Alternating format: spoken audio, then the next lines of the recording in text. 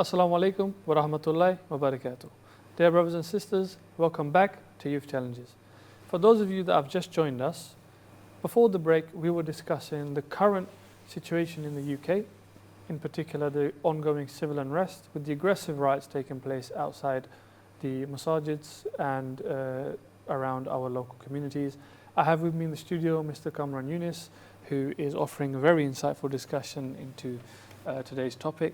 So, Mr. Yunus, just before going on the break, we were discussing the hypocrisy in people, whereby when one person in the Muslim community does something wrong, people are quick to jump the gun and say they rule bad, they rule like this. Whereas, you know, if someone in other communities, for example, as these people are, as these far right activists are doing, the aggressive behavior they're showing, if we were to adopt the same rationale that makes all of them bad, we'll end up in a really bad place. And I think a lot of this image that Islam is bad comes from the way media has portrayed us over the years. And now the way social media is portraying us as well, given the lack of policing and the way content creators are using social media to their advantage. In particular, Ms. Yunus, I'd like to address this hypocrisy in some more detail. What are some of the reasons as to why people who are outside the Islamic faith view us as we're terrible people? Faizan, you know what it is? You're far too young to experience this. Your history was once my presence. So basically, I remember 9/11 when that happened. And basically, the days, the weeks, and the months, and the years after that, we were all just basically brushed with the same sort of mindset. You know, these guys are just terrorists. It affected us in every single way, in colleges and schools, the way we're treated in workplaces, and so on and so forth. So, you know, that said, we are both guilty. Everybody's guilty of this. You understand? You seem to have this mindset. You know what? If this guy's bold like I am, white, big guy, tattooed up, he's going to be evil. Do you understand? It's not necessarily the case. Funny enough, I was listening to LBC yesterday, and this guy came on, and he was a doorman, 6'2". He was describing himself, a big, bulky guy, tattooed up, but he was the nicest guy I've ever heard. Quite honest with you, the way he got onto the radio and the way he was shocked and embarrassed about EDL and all these far activists and what they're doing and what he was doing to counter that narrative. He was being, you know, very, very pleasant and helping people who are clearly ethnic. Do you understand? So, you know, I think both parties, us as Muslims or them as bigots, right, are guilty of this. They tend to have a mindset. Okay, you know what, if you look like this, if you're wearing a beard, if you're wearing a jubbah, you're a terrorist. Do you understand? So we just need to look beyond our physical appearance and perhaps get to know each other. I don't know, maybe we need to, as Muslims, perhaps we need to do a bit of PR. You understand?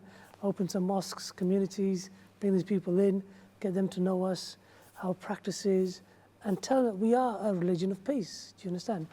Maybe that's one way to do it.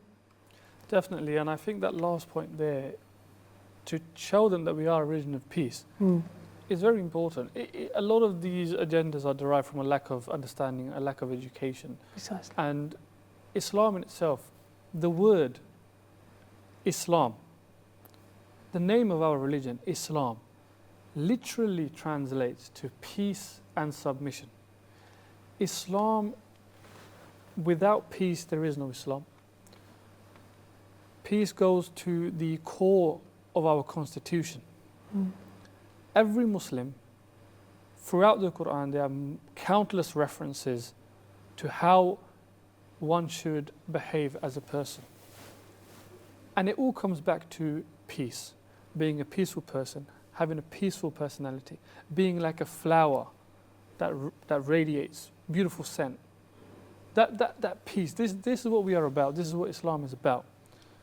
And in Islam, one thing I'd like to pretty much clarify is the fact that in our religion, in Islam, the killing of one person, doesn't matter who it may be, the killing of one person is equivalent to killing the entire humanity, killing entire mankind. This is the level of sin that killing is. So when we see people on social media, in the mainstream media, pushing agendas such as Muslims are all murderers, Muslims are terrorists, Muslims are like this, they're bad people, it just comes to show they know nothing about us. They know nothing about our religion, they know nothing about anything. I'm no killer.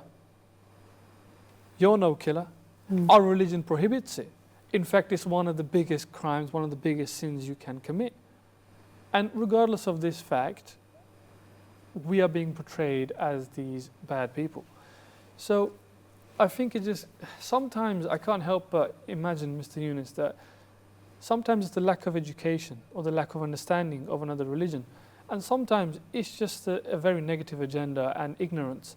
Sometimes I feel that a particular group of people don't care whether we are in actuality peaceful people. Sometimes I feel they just don't want us here.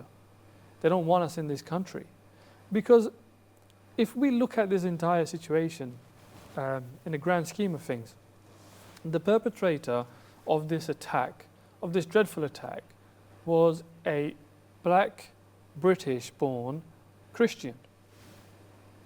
Perhaps he originated from Rwanda, as suggested by news. Even then, we don't know how accurate that is. However, again, that's not a reflection of that community. It's one bad apple. So it does, and then instantly to pick up that event and decide, you know what, we are going to attack a mosque. It just makes you wonder that perhaps they just don't care. They're just ignorant. They just want to push this agenda. So it makes you wonder, what is this agenda? What do they want? Because Muslims in particular, Islam is a religion. You can be English and you can be Muslim. You don't have to be a foreigner and be a Muslim. I know many people who reverted to Islam later in life. And they are English people. They are born in the UK. They're not brown, they're not black. So what is this agenda? What do they want? These are questions which a lot of Muslims in the UK are asking themselves right now.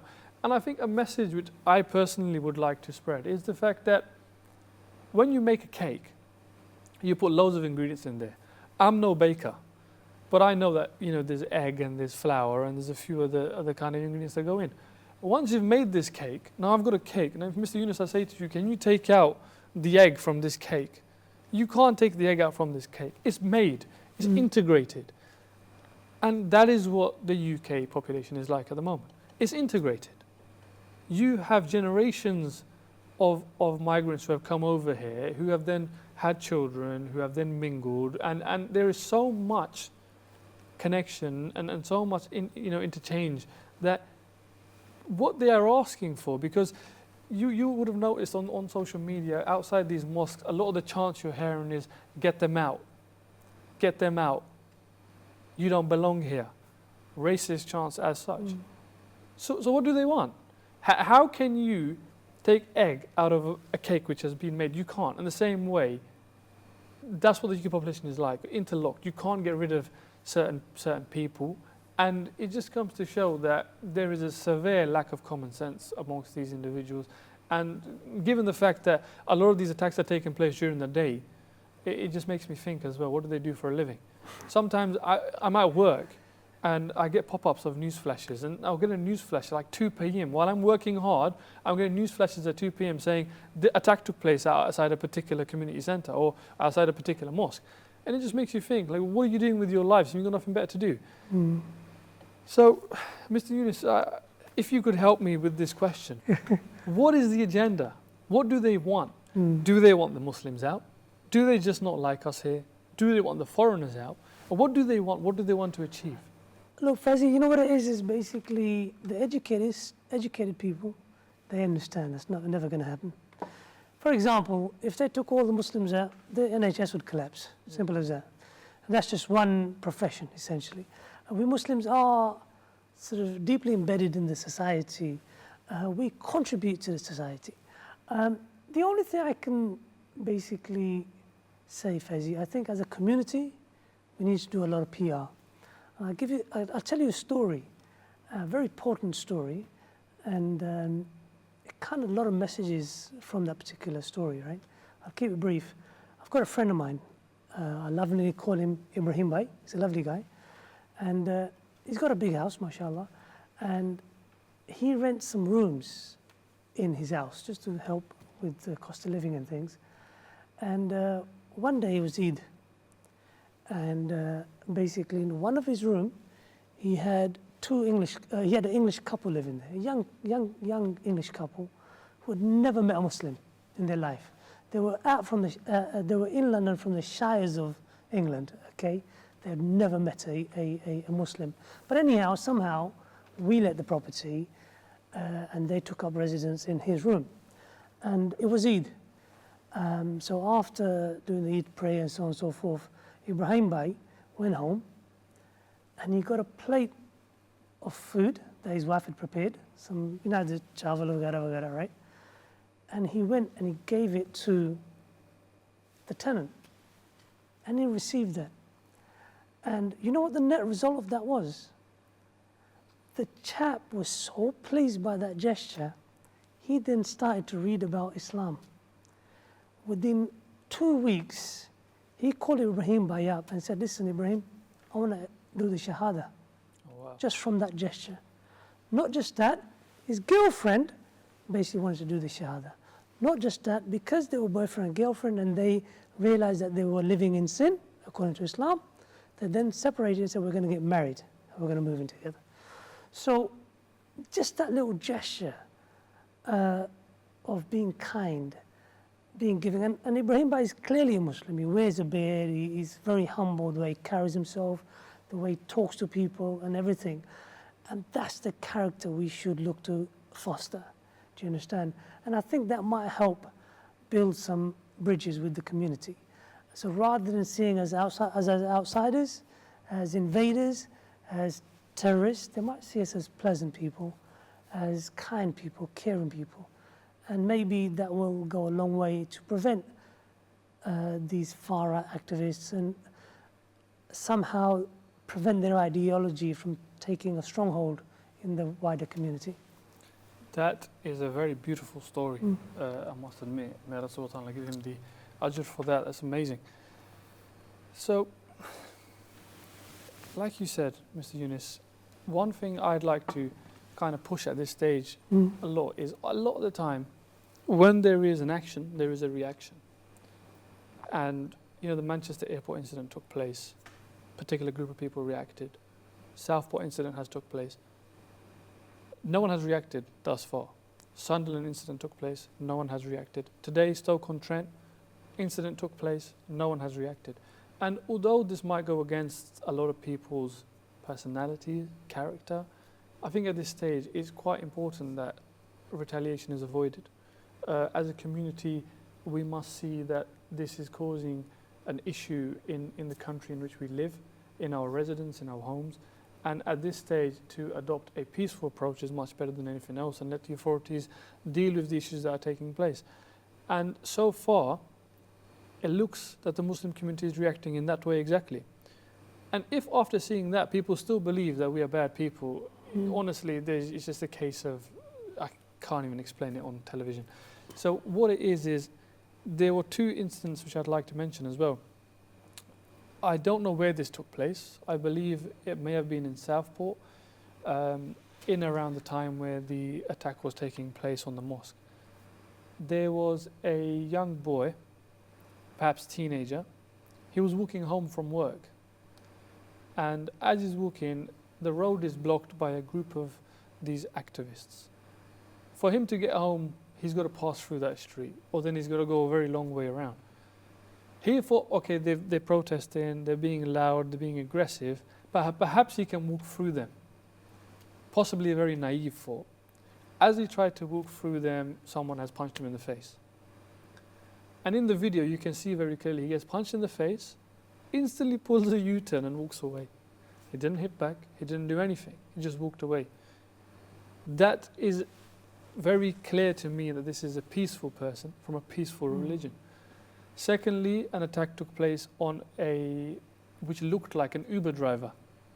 He was in his car, his path was blocked, his car was being attacked, he was being racially abused. He stayed in his car, kept the car stationary until the road cleared up and he drove through. Again, a very clear demonstration of a peaceful reaction to a very aggressive action. And this just comes to show we are peaceful people. Despite that, a group of people don't believe so and they want to continue pushing their agenda. So, given that this situation has now occurred, Mr. Yunus, how do you see this unfolding? How do you see this going forward? Faizan, I hope that basically the Muslim community at large remains inactive. They don't you don't fight fire with fire, do you understand? So basically the worst thing we could do is to get a few young lads together and start a counter-protest or counter-offensive, essentially. I think we just need to be peaceful. We need to secure a place of worship. We need to be vigilant, okay? And especially careful when commuting to and from masjids, maybe move in groups of people rather than be alone, especially our sisters and mothers. I think we just need to basically stay peaceful. And that's the only way. I think over time, give it a week, 10 days, it'll quieten down. But that said, Faizan, you know what it is lately? Past few years, I would say perhaps the coming of Trump, 2016, the coming of Nigel Farage, Suella Braverman, and even Boris Johnson, the rhetoric they employed against immigrants, they tend to vilify them, do you understand? And unnecessarily vilified them because a lot of these people are genuinely escaping from danger, persecution. But anyway, they were vilified. And that's kind of emboldened these people. It's kind of facilitated a space where they can be themselves and think it's okay to be racist, to be xenophobic. Do you understand? But the only thing, I think the only thing is peace. Talk, have conversation. And over time, hopefully, it'll basically dissipate. I, for one, have seen these community tensions heighten and then dissipate. So I think this will heighten, then it will dissipate as well. But most importantly, more important thing to do, as a community, we shouldn't really react. I think that's the way. That is very sound advice there, Mr. Yunus, and I do hope that, inshallah, this situation dies down as quick as possible with the absolute minimum number of harm caused to anyone. As we're approaching the end of our episode, I think what I'd like to just mention is after the attack on the mosque initially in Southport, the local community in Southport came together and helped clear up the mess and to rebuild the walls outside the masajid. And when I say the local community, it wasn't just Muslims, it wasn't just brown people, it wasn't just black people, it was everyone. And this just comes to show that, this is a minority group of people who are pushing a very dangerous agenda, and, inshallah, soon enough it dies down. But in no way does this mean that we live in a place where no one wants us here. No, it doesn't mean that, everyone views Muslims as bad people. There will always be a group of, there will be a few bad strawberries in a bunch, like I said. And I think we just have to keep that in mind. And the action shown by the community in Southport was quite comforting to see the community come together and show such a gesture of unity. It means a lot. So, Mr. Yunus, it's been a very interesting discussion. I'd like to thank you for coming on today. Well, thank you for having me. It's been my pleasure. It's been a very, very interesting discussion. And one thing we have to stress is vigilance. Take care of yourselves, of your family. Take care of your women, your sisters, your mothers, your daughters, your wives. And that was the message of our Prophet for a very particular reason. And unfortunately, we've come to the end of our episode. So dear viewers, until next time, that's all from myself and Mr. Yunus. Take care of yourselves and your loved ones. Assalamu alaikum wa rahmatullahi wa barakatuh.